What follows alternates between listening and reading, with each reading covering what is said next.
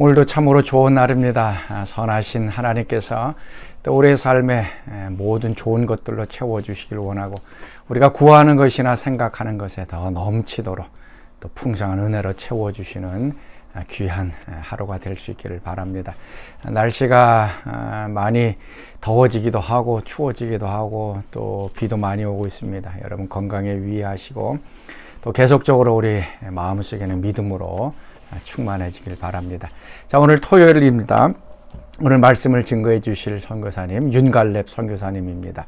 우리 파키스탄에서 사역을 하고 계시는데요. 우리 어린아이들 이제 공부방 사역, 그 다음에 또 벽돌 만드는 여러 가지 사역들을 감당하고 있습니다.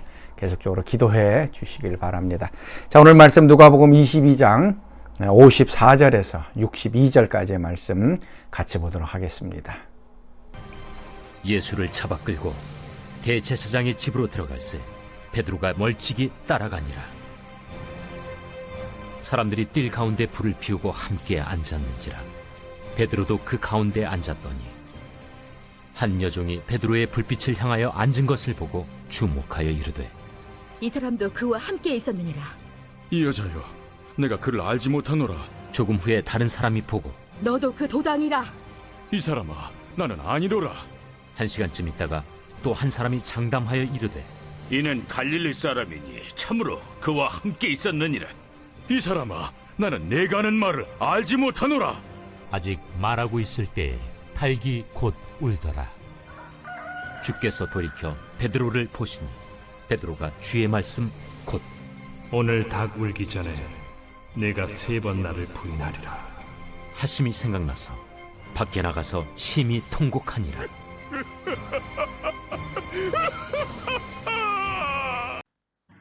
샬롬.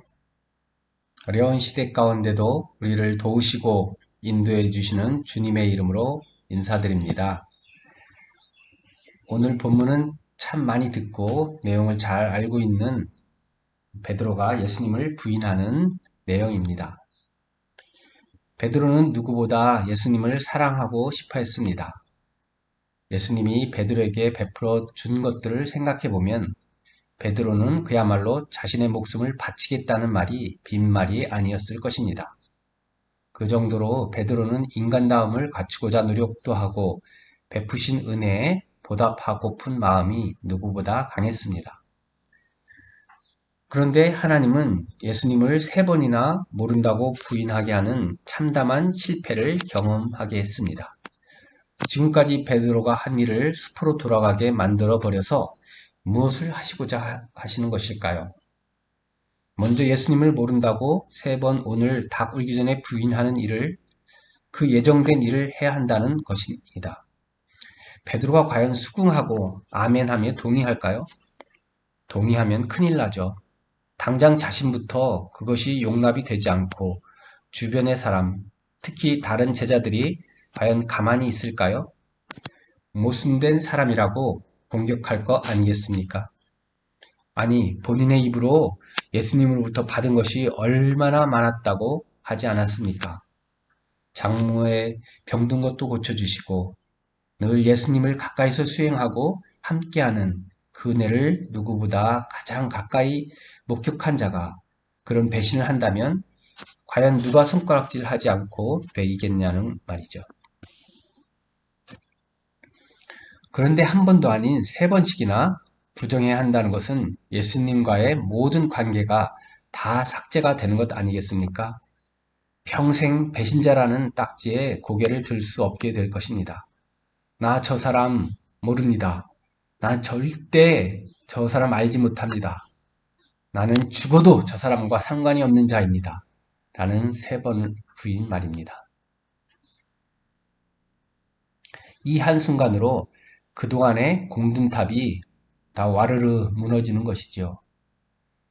우리는 베드로가 예수님을 3번 부인했다는 것보다 왜 예수님은 베드로를 3번씩이나 모른다고 하게 하시느냐 하는 점이 더 궁금합니다.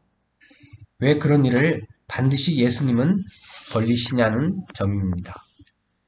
베드로는 자신이 예수님을 지키고자 칼로써 말구의 길을 잘라내는 그런 일에 정신 팔려 있고 예수님을 3번 부인하는 그런 일에 또 정신 팔려 있지만 정작 예수님이 준비하신 것은 그딴 거 안 보신다는 겁니다. 예수님이 보여주시고자 준비한 그것을 보라는 것입니다. 왜 이런 일을 반드시 예수님은 벌리시냐는 점입니다. 왜? 은혜를 베풀고자 말입니다. 준비해 놓은 것이 뭘까요? 그것은 건져내심, 곧 구원입니다. 시시한 것들로부터의 구원이 아닙니다.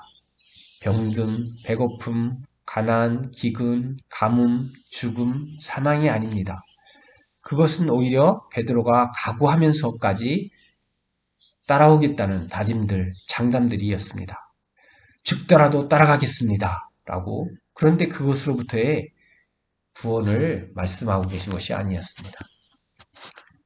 예수님이 심각하게 본 것은 너희가 어디에 갇혀 있느냐 하면 마귀의 소나기에서 벗어날 수 없다는 것입니다. 밀 까부르듯이 까부는 소송에서 벗어날 수 없기에 우시고 우시는 겁니다. 예수님이 울지 않으면 사망의 권세를 쥔 마귀에서 벗어날 수가 없다는 것입니다. 이 땅 전체가 지금 사망의 권세에 사로잡혀 있는 마귀의 세계에 너희는 갇혀 있다라는 겁니다. 척박하고 소외된 이곳 파키스탄에서는 영적으로 어둠에 눌려 있거나 마귀에 사로잡혀 있는 사람들을 많이 보게 됩니다. 몇 달 전에 무슬림 여인 2명이 찾아와서 기도를 해달라고 한 적이 있습니다. 엄마와 딸이었는데 엄마는 딸이 어둠에 눌려서 혼이 빠져 있는 것 같고 자주 불안해하며 잠을 못 잔다고 설명을 하는 것이었습니다. 함께 사역하는 기도팀 가운데 그 자매를 앉게 하고 같이 찬양과 기도를 할 때 한동안 자매는 괴로워하다가 쓰러지고 말았습니다. 엄마는 걱정이 되어 말렸지만 기도는 계속되었고 마침내 예수님의 놀라운 능력의 이름은 귀신을 쫓아내었습니다. 엄마와 자매는 평안을 찾고 감사하며 돌아갔는데 저희들도 예수님의 이름의 권세의 놀라움을 경험하는 귀하고 감사한 시간이 되었습니다. 다시 본문으로 돌아가면 어둠의 권세에서 빼내시고자 이 3번의 부인이 있다는 것입니다. 왜 닭이 3번 울어야만 하는 것일까요? 왜 예수님은 우셔야만 하는 것일까요? 아무리 봐도 마귀의 손에서 벗어날 수가 없기 때문에 아무리 값없이 아무것도 한 것이 없어도 용서하시기 위해서 피 발라 주시고 예수님은 십자가에 죽으시러 오셨다는 겁니다. 맞습니다. 우리는 울어야 합니다. 베드로의 모습이 남의 모습이 아닙니다. 우리의 모습이어야 합니다. 후회 때문에, 죄책감 때문에 절대 아닙니다. 닭이 먼저 울어줬기에, 예수님이 먼저 울어줬기에 그 울음에 동참하기 위해서 왜 진작 울지 못했는지에 대해서 울어야 하는 것입니다. 예수님께서 나를 위해 울어주셔서 너무너무 감사해서 울어야 하는 것입니다. 나를 위해 닭이 대신 울어주어서 고마워서 울어야 하는 것입니다.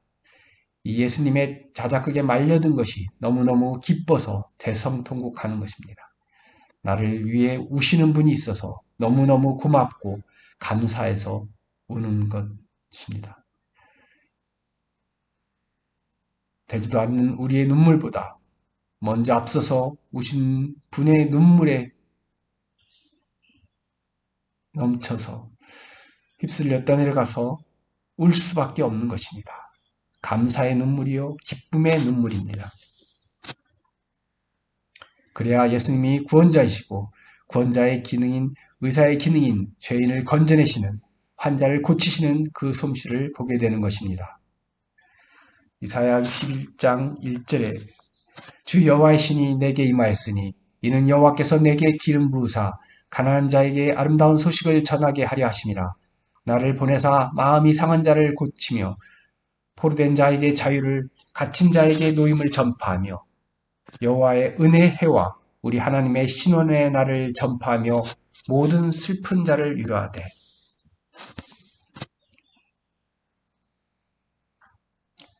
말씀처럼 성령 하나님께서 우리에게 임하시고 우리의 삶에 역사하셔서 혼미하고 고난의 시대를 살아가지만 은혜의 삶이 신원의 인생이 되길 예수 그리스도의 능력의 이름으로 축원합니다.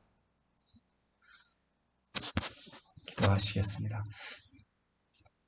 하나님 아버지, 열심히 특심이 되어 죽음을 각오하고 살아가려 했던 베드로에게 철저한 실패와 좌절을 맛보게 하시고 무익한 자로 하나님 앞에 서게 하심을 배웁니다. 베드로처럼 저희들도 나의 지식과 힘으로 살아가려고 노력할 때가 많은데 주님 앞에 내려놓기를 원합니다. 성령님의 인도하심에 하루하루를 은혜로 살아가는 성령의 사람이 될 수 있도록 인도해 주옵소서. 예수 그리스도의 능력의 이름으로 기도합니다.